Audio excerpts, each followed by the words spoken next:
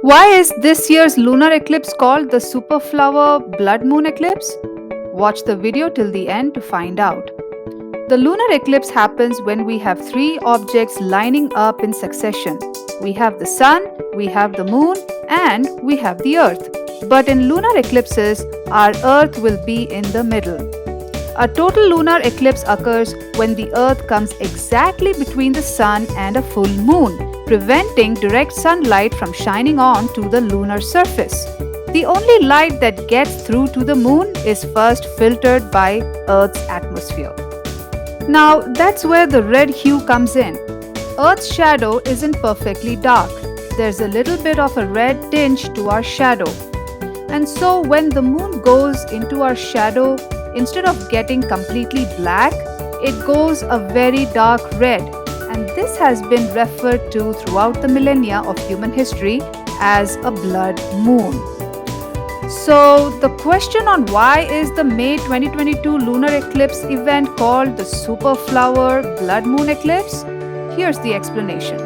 Number 1. So, the moon goes around the earth in an eclipse, and what that means is that there's one point in its orbit that it's at its closest to the earth, and then there's another point in its orbit where it's, well, far away from the earth. Whenever it's at its closest approach point, that's called a supermoon. Super just refers to the fact that the moon is going to be at its closest approach to us through its orbit.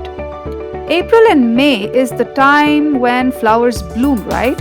And since the lunar eclipse is happening in the month of May, we just call it a flower moon. Now, the total lunar eclipse will be visible from portions of the Americas, Antarctica, Europe, Africa, and the East Pacific. On May 15, 16, 2022, totality will last for 84 minutes because it travels through the southern half of the Earth's shadow.